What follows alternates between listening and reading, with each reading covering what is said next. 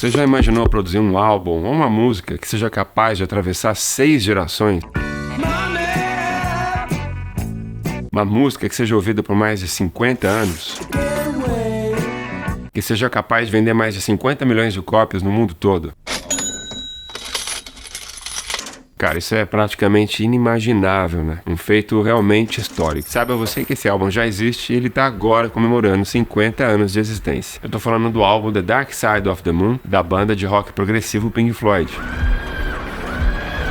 Provavelmente você já deve ter ouvido esse álbum.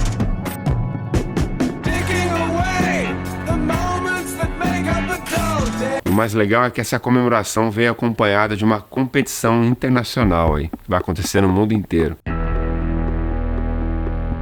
E você, como artista, não pode ficar de fora dessa. Só que essa comemoração aí vem gerando também inúmeras reclamações aí dos haters de plantão, envolvendo a comunidade LGBTQIA. Enfim, fica aí porque nesse vídeo eu vou te mostrar o que toda essa história aí tem a ver com a sua carreira de produção musical, depois da vinheta.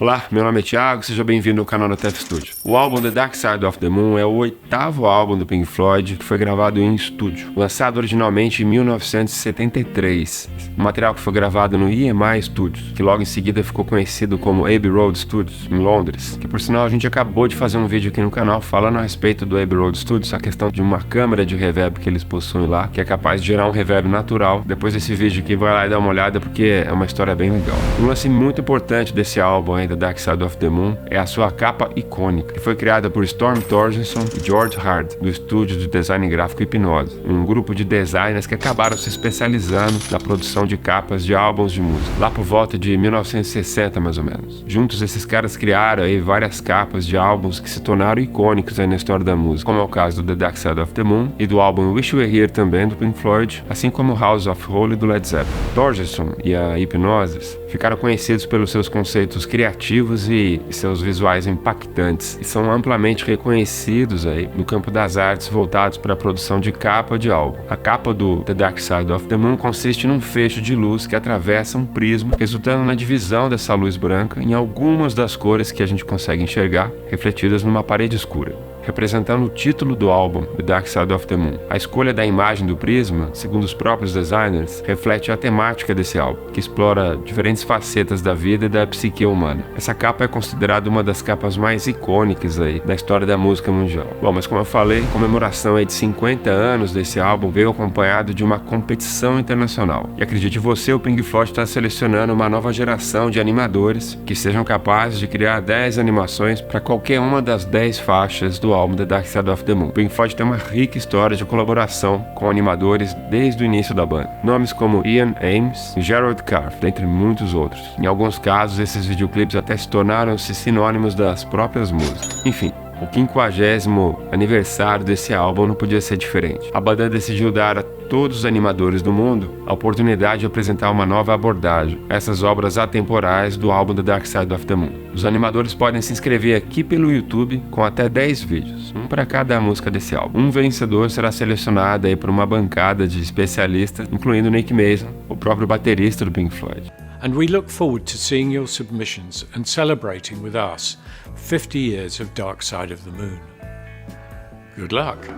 O prazo para o envio dessas animações é até 30 de novembro de 2023. Eu vou deixar o link aqui na descrição do vídeo, dá uma olhada lá. E o lance da gente estar falando a respeito desse assunto aqui no canal é porque no meio disso tudo aí tem um lance que, para as gerações mais antigas, assim, para a geração dos milênios, por exemplo, isso é um lance meio desafiador de falar, mas ao mesmo tempo é uma coisa que, para as gerações mais novas, aí, X e Y, isso meio que já faz parte do DNA dessas gerações mais novas. Que é esse lance da autonomia que a tecnologia vem disponibilizando aí ao longo dos últimos anos. Nunca foi tão fácil trabalhar com produção musical, produção audiovisual. Hoje você sentado aí no seu computador, no seu home studio, você é capaz de produzir, mixar, masterizar, distribuir, divulgar, produzir a arte do encarte desse álbum que você está fazendo, a arte da divulgação desse álbum e até mesmo produzir o videoclipe dessa música. Antigamente essas profissões eram completamente separadas, né? Porque tudo era muito mais complexo de fazer, mais caro e demorava muito mais tempo também, né? Realmente era difícil imaginar você poder produzir uma música e ainda pensar em produzir o videoclipe dessa música, por exemplo, né? Mas hoje isso é completamente diferente. Nós já estamos vivenciando agora até o surgimento da inteligência artificial, né? Esse é o assunto do momento, né? Parece que só se fala nisso na internet agora. A verdade é que a produção musical, a produção audiovisual nunca foi tão difundida como é hoje. E com certeza esses caras do Pink Floyd estão bem antenados com tudo isso que está acontecendo. Aqui no canal tem um vídeo que a gente fez a respeito do uso da inteligência artificial para a produção musical, que consequentemente acaba utilizando também para a produção audiovisual. No vídeo que a gente mostra como é que a inteligência artificial está trazendo novos recursos aí em termos de produzir uma música, produzir um videoclipe. Dá uma olhada lá porque é um vídeo bem legal que faz parte de uma playlist, na verdade. Pode ser que esses vídeos até te ajudem um pouco aí na hora que você for produzir esse videoclipe aí para participar da competição do Pink Floyd. E tem um lance interessante nessa história aí que eu me pergunto qual que será que é o posicionamento do Pink Floyd com relação à utilização de inteligência artificial para produzir arte. Será que eles são a favor de receber um videoclipe que foi produzido com inteligência artificial? Ou será que eles possuem uma posição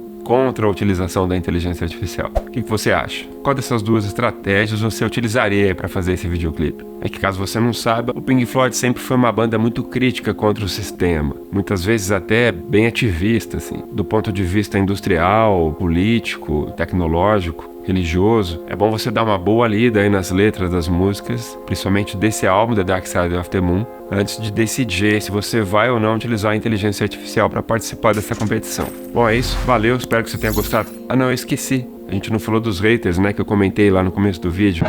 Tão idiota que eu até esqueci que eu ia falar. O lance é que para comemorar esses 50 anos do álbum The Dark Side of the Moon, Pink Floyd criou uma logomarca, utilizando as cores do álbum, né, daquele arco-íris que o Prisma acaba gerando, né, na capa do álbum, que é óbvio, né.